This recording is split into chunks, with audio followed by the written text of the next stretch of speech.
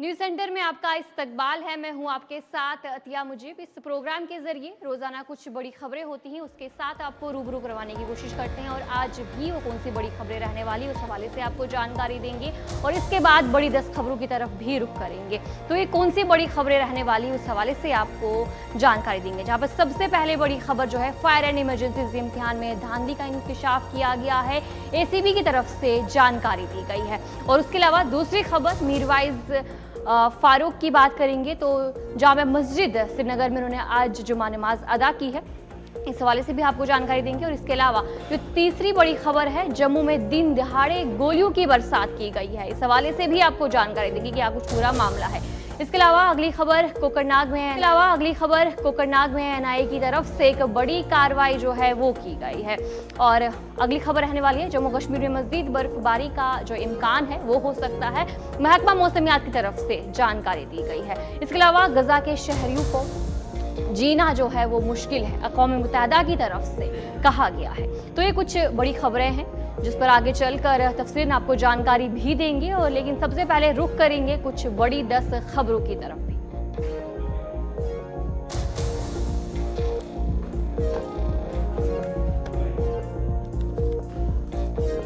Fire and emergency भर्ती में बाज़ाब्तगियां, कम number हासिल करने के बावजूद 109 उम्मीदवारों का इंतखाब, एसीबी का इंकशाफ।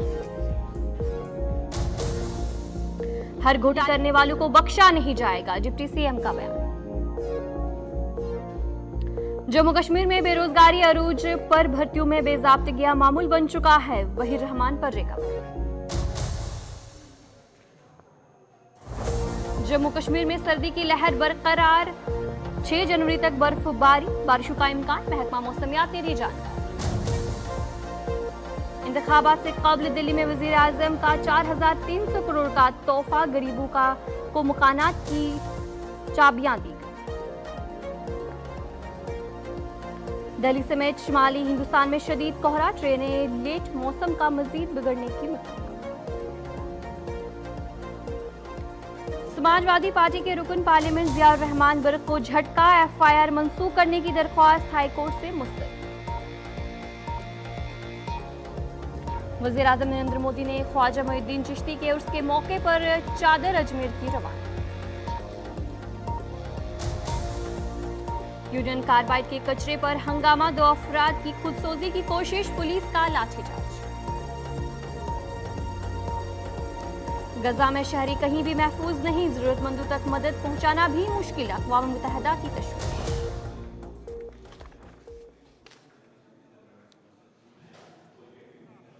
तो चलिए थी कुछ बड़ी 10 खबरें, अब दीगर खबरों की तरफ भी रुख करेंगे, जहां पर शुरुआत करेंगे बड़ी खबर के साथ फायर एंड इमरजेंसी भर्ती के हवाले से जो खबर सामने आ रही है, जहां पर एसीबी की तरफ से एक बड़ा इंकशाफ किया गया है। उनकी तरफ से कहा गया है कि कम नंबरात के बावजूद भी जो उम्मीदवार थे उन्हें सिलेक्ट किया गया। टेस्ट कराने के इंतखाब में जानिबदारी का भी इंकशाफ किया गया, धांधली करने वालों को बख्शा नहीं जाएगा, डिप्टी सीएम की तरफ से जो ये बयान है वो सामने आया है। जो खबर सामने आ रही है, जहां पर एंटी करप्शन ब्यूरो की से जो तहकीकात है वो की गई, और उसमें इंकशाफ हुआ कि साल 2020 में मुनक्किद होने वाले फायर एंड इमरजेंसी महकमे में नौकरियों के टेस्ट में 109 उम्मीदवारों की मुकर्ररा नंबरात से कम नंबर हासिल किए गए थे।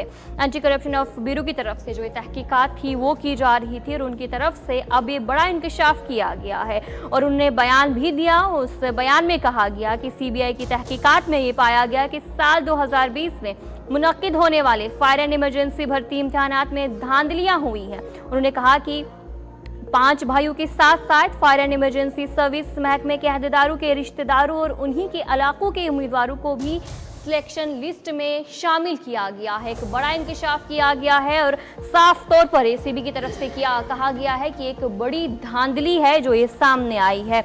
और एसीबी के मुताबिक बडगाम जिले के 5 भाइयों को भी जो इस लिस्ट में सिलेक्ट किया गया है, जो उनकी तरफ से कहा गया है। और इस हवाले से डिप्टी सीएम की तरफ से भी कहा गया है कि इस पर कार्रवाई की जाएगी, एफआईआर दर्ज किया है। सुरेंद्र चौधरी ने मजीद कहा कि हुकूमत किसी भी किस्म की करप्शन या धोखाधड़ी को बर्दाश्त नहीं करेगी और ऐसी सरगर्मियों में मुलविस अफराद को सख्त सजा दी जाएगी।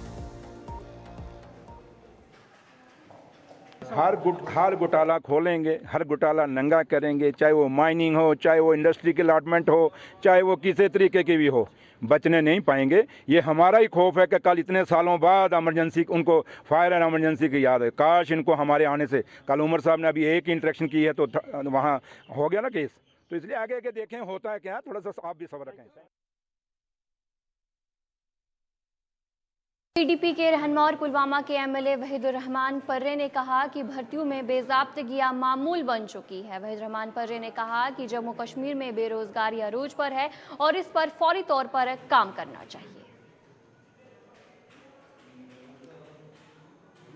पैटर्न है यहाँ पर पेपर भेजने के साथ साथ रिक्रूटमेंट्स में स्कैम हुए हैं। एक तरफ रिजर्वेशन सालों में मैसिवली यहाँ पे रिक्रूटमेंट स्कैम्स हुए हैं, चाहे वो पीएसआई का लिस्ट हो, एसएसबी का लिस्ट हो, चाहे वो एपटेक का मसला हो, पीएससी के मसले हो, तो ये स्कैम जम्मू कश्मीर में कभी नहीं हुए।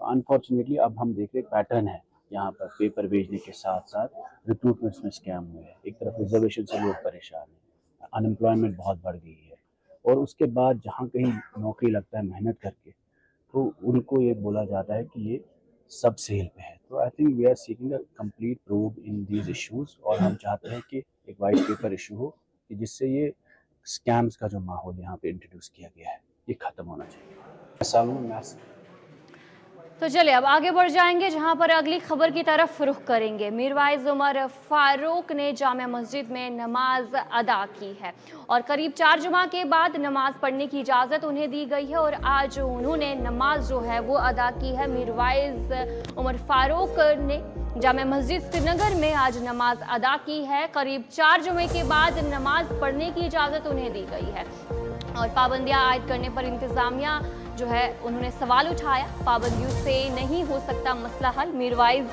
फारूक की तरफ से कहा गया। मीरवाइज उमर फारूक को 4 जुमे के बाद जुमे की नमाज अदा करने की इजाज़त दी गई। उन्होंने जामिया मस्जिद श्रीनगर में खिताब करते हुए कहा कि उन्हें समझ में नहीं आता है कि उन पर पाबंदियां क्यों लगाई जाती है। मीरवाइज ने मजीद कहा कि पाबंदियां आयद करके मामला हल नहीं होते हैं बल्कि इससे मसाइल और पेचीदा हो जाते हैं। उन्होंने उम्मीद जाहिर की कि पाबंदियां खत्म होंगी और वो बिला किसी रुकावट अपनी जिम्मेदारियां अदा करें। और क्या कुछ कहा गया उनकी तरफ से आपको सुनेंगे।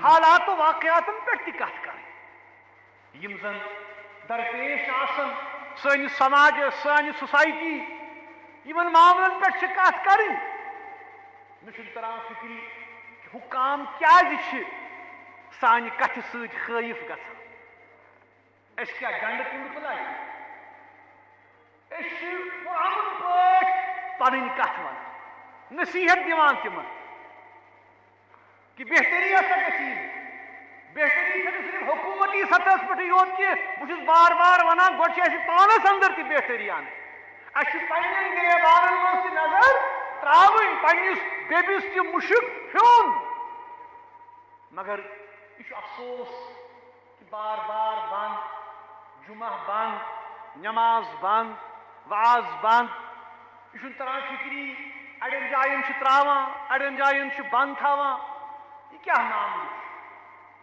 पत्नी आसान गट खंड ब्रो तान के त्रावना बंद थावना नमाज दिना पर्न इसलिए हुकूमत यह तर्ज अमल बदलू बंद थवन बंदिशों कदगनों मामल हल गसान जामिया मस्जिद मिंबर जामिया मस्जिद मेहराब लूकन हंदन एहसासातन जज्बातन तीन आवाज आज पे योत नी बल्कि 13 जनरेशनों पे यन पे जन मीरवाइज इंस्टीट्यूशन तो मीरवाइज मनसब कायम सपन यथ रियासत जम्मू कश्मीर यह सच्चाई हूं दर्ज दिवान यह हकीकत तजुर्ब दर्ज दिवान अम पे लूख यथ तरी गटकारस मज दूर दराज इलाकों पे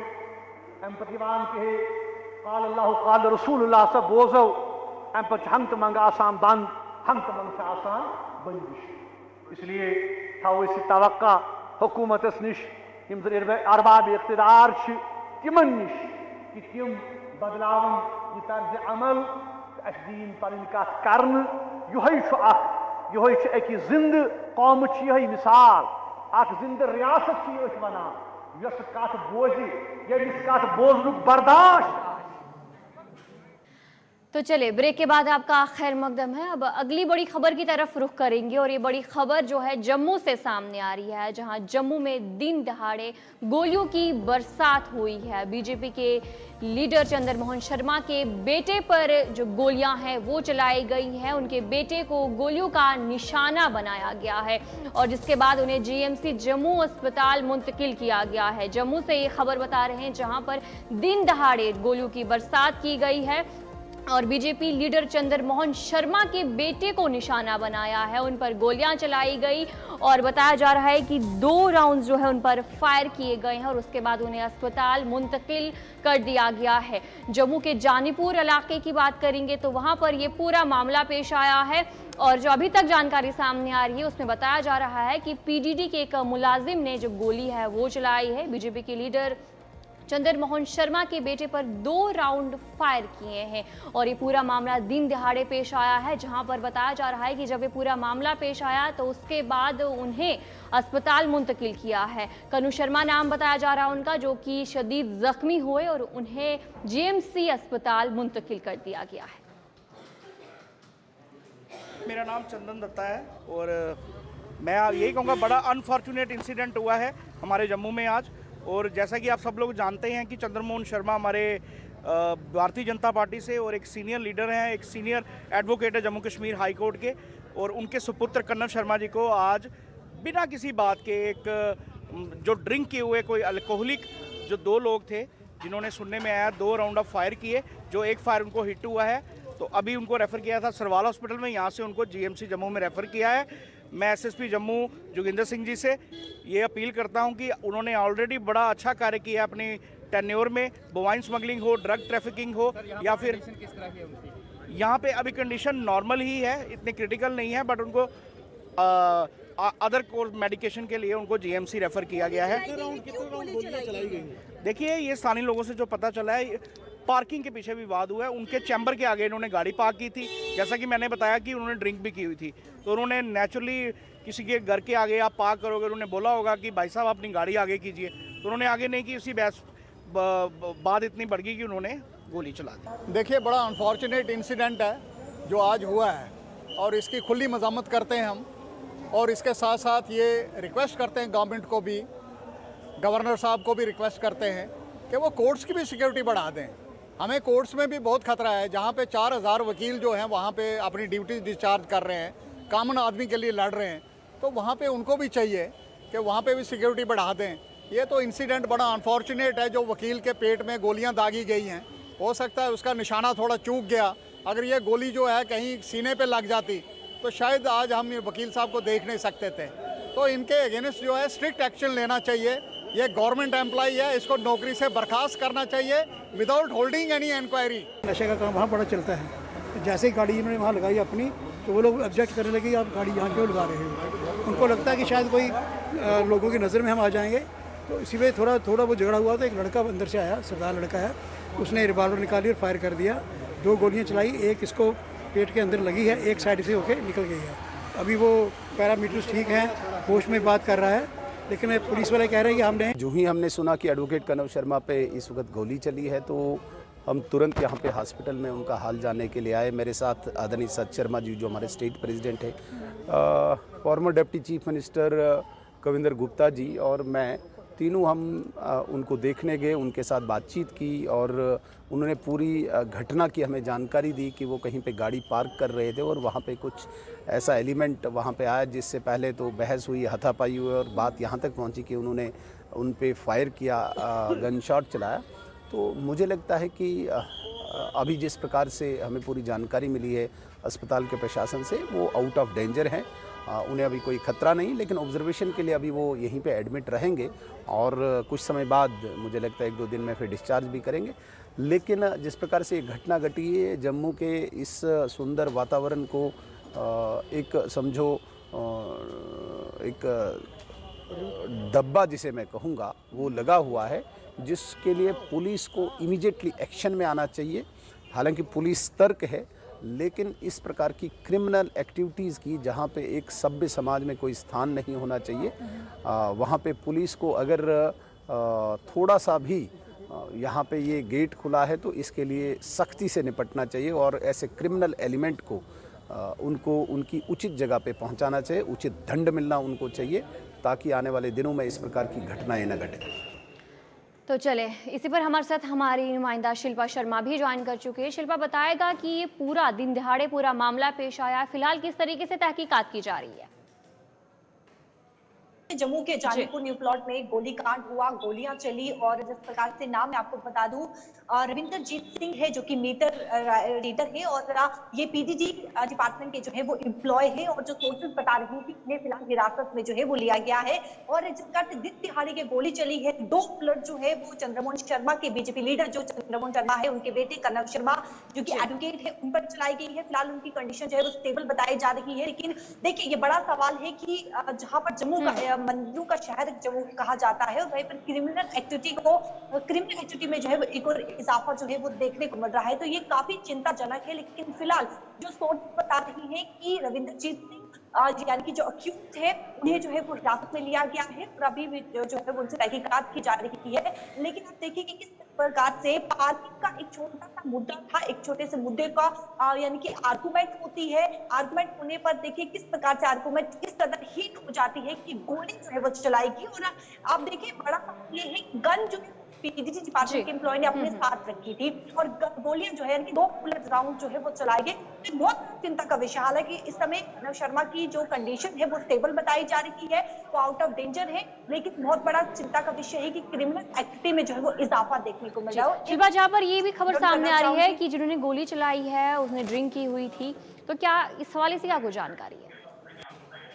देखिए फिलहाल लोगों का ये कहना है, यानी कि जिन्होंने अपने कनव शर्मा को हॉस्पिटल ला रहे हैं उन लोगों का ये कहना है कि उन्होंने ड्रिंक भी की थी, जिसके चलते आर्गुमेंट होती है और हीट आर्गुमेंट हो जाती है तो गोलियां चलाएंगी। लेकिन देखिए ये बड़ा सवाल है कि दिन दिहाड़े तो गन अपने पास रखना और गोलियां चलाना, ये बेहद ही बहुत बड़ा चिंता का विषय है। और जिस प्रकार से उस इलाके की बात करें तो कहीं न कहीं वहां पर जो है वो ड्रग भी वहां पर यानी कि इन्वॉल्व, जिस प्रकार से चिट्टा भी वहां पे जो है वो इन्वॉल्व है, लोग वहां पर जो है वो चिट्टा लेते हैं, तो कहीं न कहीं दोनों जो यहाँ पर सिचुएशन है वो मैचअप होती हुई नजर आ रही है कि ड्रिंक करना, उसके बाद आर्गुमेंट होना और आर्गुमेंट इस कदर बढ़ जाती है कि गोली जो है वो दिन दिहाड़े चलाएगी। फिलहाल कनव शर्मा जो एडवोकेट है उनकी कंडीशन स्टेबल बताई जा रही है। चलिए, बहुत बहुत शुक्रिया शिल्पा जानकारी देने के लिए, जहां पर शिल्पा शर्मा आपको अपडेट कर रही थी कि फिलहाल पुलिस ने उसे हिरासत में भी लिया है और बाकी तहकीकात और पूछताछ भी पुलिस की तरफ से की जा रही है।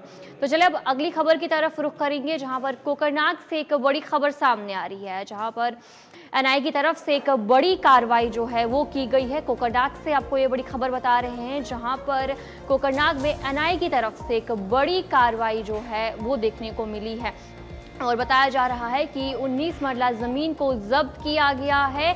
और जो फिलहाल जानकारी इस वक्त की सामने आई है, हाल पूरा कोकरनाग में ये बड़ी कार्रवाई जो है वो देखने को मिली है और कोकरनाग एनकाउंटर से ये मामला जुड़ा था और जिसके बाद फिलहाल जो ये एनआईए की तरफ से तहकीकात थी वो की जा रही थी और ये जो 19 मरली की ज़मीन है उसे फिलहाल जब्त कर लिया गया है। अनंतनाग के हलपुरा इलाके में एनआईए की तरफ से एक बड़ी कार्रवाई सामने आई है, जिसमें उन्होंने जनूबी कश्मीर के ज़िला अनंतनाग के हलपुरा इलाके में कोकरनाग एनकाउंटर के मामले में 19 मरले ज़मीन को जब्त किया है, जो फिलहाल इस वक्त जानकारी सामने आ रही है। एनआईए की टीम ने पुलिस और सीआरपीएफ के साथ मिलकर 19 मरले की जायदाद को जब्त किया है, जो बताया जा रहा है कि मोहम्मद अकबर डार की ये जायदाद है। जायदाद कोकरनाग गन फाइट के एक केस के सिलसिले में मुंसलिक की गई है और फिलहाल जो बाकी तहकीकात है उनकी की जा रही है। कोकरनाग एनकाउंटर से ये मामला जुड़ा था, जिसके बाद जो ये बड़ी कार्रवाई है एनआईए की तरफ से देखने को मिली है।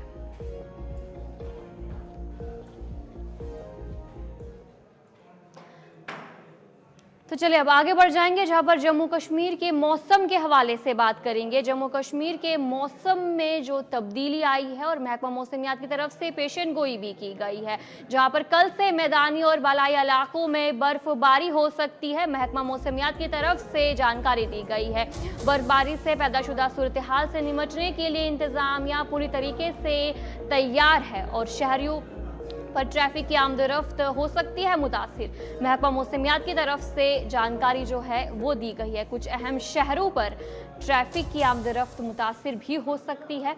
जम्मू कश्मीर की बात करेंगे तो महकमा मौसमियात की तरफ से जो जानकारी दी गई है, जिसमें से कहा गया है कि 4 से 7 जनवरी तक शदीद बर्फबारी का इम्कान हो सकता है, जिसके बारे में जो मेट्रोलॉजिकल डायरेक्टर है उन्होंने जानकारी दी है। इस दौरान उन्होंने कहा कि जो ट्रैफिक है वो भी मुतासिर हो सकता है। उस सड़कों पर फिसलन के बाद हादसा का खदशा भी बढ़ सकता है। आवाम से सूरत हाल से आगाह करते हुए एहतियात बरतने की अपील उन्होंने की है। और वहीं दूसरी तरफ इंतजामिया की तरफ से भी पूरे इंतजाम किए गए हैं। Additional deputy commissioner Srinagar Khalid Hussain Malik ने भी इस हवाले से इंतजाम का जिक्र है वो किया है। उन्होंने कहा कि इंतजामिया ने बर्फबारी की पेशगोई के पेश नज़र तमाम ज़रूरी तदाबीर जो है वो अपना लिए हैं ताकि आवाम को कोई भी मुश्किलात का सामना ना करना पड़े।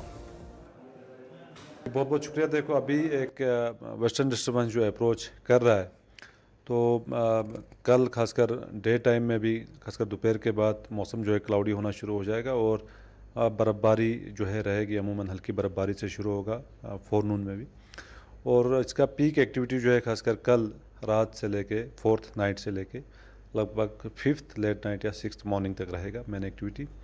और फिर 6th दोपहर के बाद मौसम जो है ग्रेजुअली खुलना शुरू हो जाएगा और 7th ऑनवर्ड्स मौसम अमूमन रही है टिल 10th ऑफ जनवरी तक। तो इस बीच जो है आपका लगभग मॉडरेट स्नोफॉल के चांसेस हैं प्लेन्स में भी, और जो मिडल रीज हैं। तो चलिए, न्यूज़ सेंटर में इतना ही। अभी के लिए मुझे दीजिए इजाज़त और आप बने रहिए गुलिस्तान न्यूज़ के साथ।